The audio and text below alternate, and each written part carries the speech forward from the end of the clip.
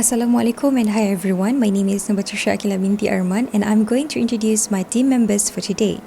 We are from Group Phirst and it consists of 5 team members in total, which is me, myself, Pce Akila. Second one, we have Mu Ching Ong. Third one, we have Kelvin John. Fourth one, we have Nurin Fakiha. And last but not least, we have Masuma Nazar. We are going to present our findings on this project, so we do hope you enjoy our presentation throughout this whole video. If you need more information about any of our team members, please visit our website, which will be in the description box by the end of this video. Thank you! Hi, I'm Kelvin Chung and I'll be explaining about the concept of the distillation column. Distillation is a process of separating a physical mixture into its respective components by heating the mixture at the boiling point of the most volatile liquid to change it into vapor, as the components have different boiling points. Fractional distillation is used when the boiling points of the components are very close. In fractional distillation, a fractionating column is used. The liquid mixture or feed enters somewhere near the middle of the column and flows to the bottom of the column, where it is heated at the reboiler to generate vapor. The vapor moves up the column and is cooled by the condenser as it exits the column.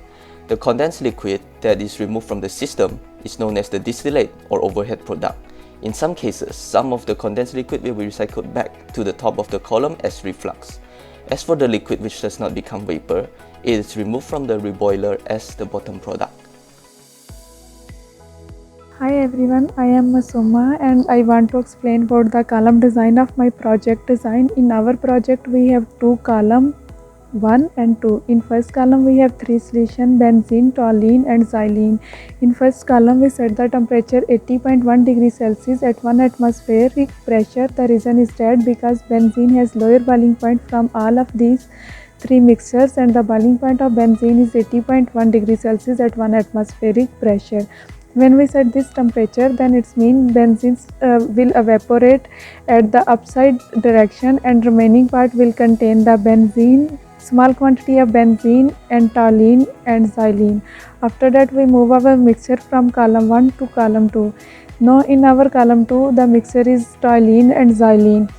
And from toluene and xylene, the boiling point of toluene is lower than xylene, so we set the temperature of 110.6 degrees Celsius at 1 atmospheric pressure. And the again reason is that because the toluene has lower boiling point compared to xylene, and the boiling point of toluene is 110.6 degrees Celsius at 1 atmospheric pressure.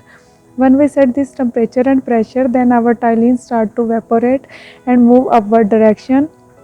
So in our upward direction, there is a remaining benzene and all quantity of toluene. After that, in our second column, the bottom part contain xylene and little quantity of toluene. That's all from my side. Thank you. Hello, my name is Nurin Fakiha, ID number 1900142. I will be explaining the design of our distillation columns. This is our diagram for the design distillation columns in series process. Given in the question that the molar flow rate at the feed is 1000 kg per second, the mixture in the feed contains 98% of benzene, 38% of toluene and 58% of xylene. The pressure of the first distillation column is 1 atm. The temperature is 80.1 degrees Celsius, which is same as the boiling point of benzene. Therefore, we can see that only benzene goes to the top stream of the first distillation column and the remaining goes to the bottom stream entering the second distillation column. At the second distillation column, the pressure is 1 atm. The temperature is 110.6 degrees Celsius, which is same as the boiling point of toluene. Therefore, we can see that only benzene and toluene go to the top of the second distillation column and the remaining goes to the bottom stream of the second distillation column. The value of mass flow rate 1, 2, 3 and 4 will be calculated, including the amount of benzene, toluene and xylene represented by the unknown Q, R and S at the bottom of the first stream. The amount of benzene and toluene represented by the unknown M and N at the top of the second distillation column will also be calculated, as well as the amount of toluene and xylene represented by the unknown X and Y at the bottom stream of the second distillation column.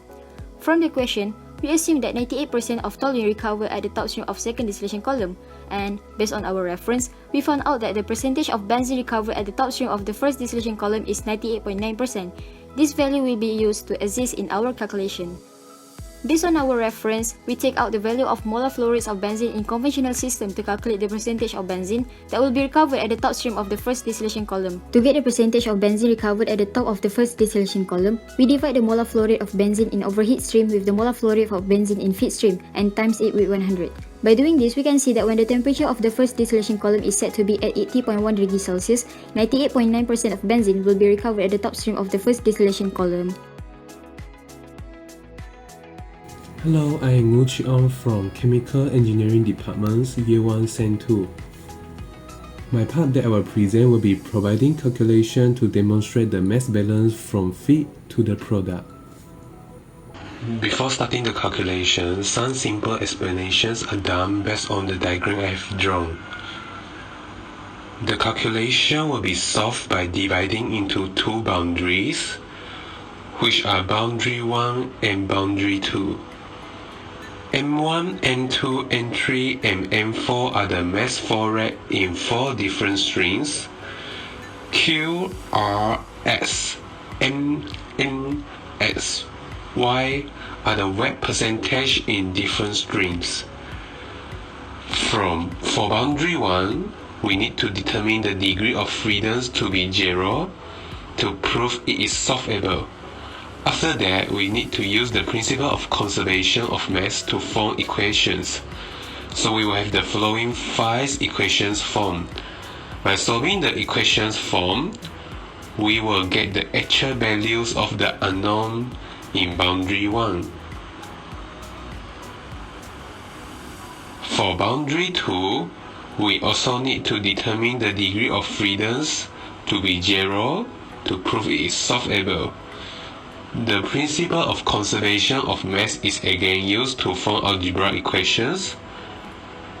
So we will have the following 6 equations formed. By solving the equations formed, we will get the actual values of the unknowns in boundary 2. Lastly, I provide a diagram and summary of all actual unknowns written for reference in the website. Firstly, the summary is written below, and then the diagram.